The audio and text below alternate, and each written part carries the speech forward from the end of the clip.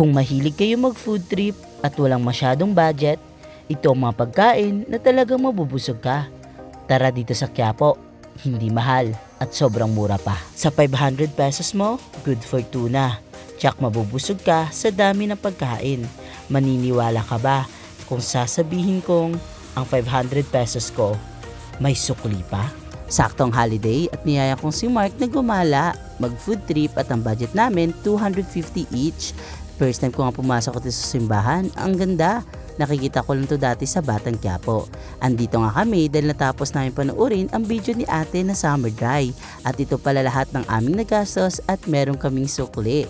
Ang una namin napuntahan ay itong mga pusit na makikita lang sa harap ng simbahan. 12 pesos isa kaya bumili kami ng dalawa.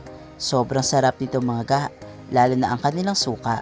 Hindi siya sobrang tamis at ang kanyang asim ay perfect na perfect sa pusit. At lalo na ang kanyang sibuyas. Next na aming napuntahan ay itong famous dragon fruit juice. Maraming vlogger at naki-MJS na rin ito. Iwala ito sa video ni ate Summer Dry. Pero dahil sumikat ito at nag-viral ay amin ding tinikman. Sobrang sarap mga ga, walang duda. Tamang-tama na talagang pinipilahan at talagang sumikat at maraming vlogger ang talagang tumikim dito. At kami ay napauso na rin at talagang sinubukan din namin kung talagang masarap. Approve. Next na aming napuntahan ay dito pa rin sa R. Hidalgo Street sa Pakanan papunta ng SM. Ito yung famous sotanghon ni Nanay Rosa. Sotanghon overload with egg and pork asim ang aming in-order. Sobrang sarap nito mga ga. First time kong tumikim nito dahil isa din ito sa mga nag-viral at lalo na TV show na rin ito.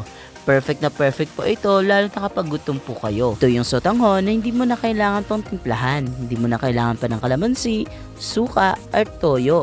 Pero depende yan sa inyo. Kasi para sa akin, talagang kanyang lasa ay sakto na. Pinuntahan rin namin yung Kim Chong Tin Hopia Factory na pinuntahan ni ate Summer Dry. Sayang, sarado na. Next na street na amin napuntahan ay ang Villalobos Street na kung saan dito kami tumagal dahil sa sobrang daming sikat na mga pagkain.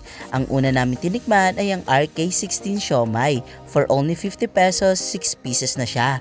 Sobrang sarap at homemade talaga. Sobrang anghang nito dahil naparami kami ng sili na nilagay.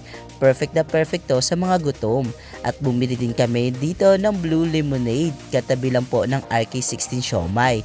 Sobrang sarap nito at nagulat ako na pinarefill kami ni ate dahil papaubusin niya na lang daw po dahil uuwi na siya. Sobrang sarap nito at sinrequest ko na sana wag na lagyan ng ice para naman mukhang marami. Sa harap ng RK16 Siomai at ang Blue Lemonade ay ito yung Jovi Mangoong. Sayang sarado, marami na rin vlogger dito ang nakapagtikim at nakapag-vlog dito. At ang katabi naman niya ay ang Shellas Dragon Fruit Salad and Juice. Kung napapansin nyo yung nasa tarpaulin sa likod ni Kuya ay yung mga sikat na vlogger na kung saan nakatikim na nito. Ito yung aming in-order din ang Dragon Fruit Salad. Nilagyan pa ni Kuya ng condense sa itaas. Kaya kung sa mga mahilig na mga tamis dyan, perfect na perfect po ito sa inyo. Sa totoo lang, perfect talaga siya panghanda during Christmas. Tinanong si Kuya kung ano mga laman nito. Ang sabi niya ay meron daw pakwan na dilaw at pula. Meron din daw cherry at saka melon. Meron pa siya ibang mga sinabi pero hindi ko na naintindihan. Syempre hindi mawala ang main course natin, yan po yung dragon fruit. Katabi nga lang nito ay meron ding mga penoy na nagbebenta. Nagulat ako sa penoy nila na sobrang mura lang. This is for only 10 pesos. Meron din po silang lagayan na parang katulad sa kwek-kwek. Meron din silang sili at saka asin na sobrang sarap lalo na kanilang suka. Nakikita nyo mga ga na talagang sobrang takam na takam ako. Hindi lang dahil sa sobrang mura, kundi dahil sa sobrang sarap nito. Imaginein mo ha, 10 pesos lang to, pero sa iba sobrang mahal na nito. Sobrang mahal na kayo ng penoy ngayon. Pero dito, sa Quiapo ay sobrang mura lang. Gusto ko din sana kumain ng balot. Sayang walang balot. Pero okay na to. Sa mura na, mapaparami ka talaga. Andito na nga rin kami sa Quiapo. Papalagpasin pa ba namin to? Syempre hindi. Isa ito sa pinakapaborito kong kainin, lalo na sa Baklaran. Ito yung Bopis na kung saan ay meron siyang 7 pesos at saka 6 pesos. Sobrang sarap mga ga, ay hindi siya malangsa at ang suka ay talagang perfect na perfect sa Bopis. Next naman ay itong Quinta Market and Fish Port. Sa gilid dito mo makita ang mga nagbebenta ng mga pansit palabok. Sarado na nga pala kay Pastora na kung saan kinainan ni Miss Summer Dry. Kaya dito na lang kami kumain kay Robert and Cynthia. Sobrang sarap at pinapili kami kung anong klaseng pansit ang aming gusto. At ang pinili namin ay yung parang bihon na maninipis. Sobrang sarap nito mga ga, na sobrang takam na takam ako. Sobrang busog na ako that time kasi marami na akong kinain. Pero gusto kong siyang itry dahil nga nakita ko ito sa mga video sa mga sikat na vlogger. At ito ating natikman at ang ating bigyan ng honest na review.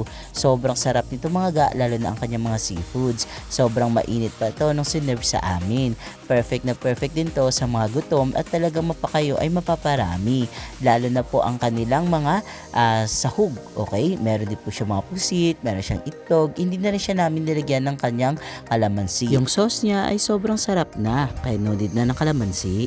Isa din ito sa mga gusto namin tikman, kaso nga lang ay sarado na. Ito yung Pansit Habab ng Quezon's Best by Mrs. Unlimited.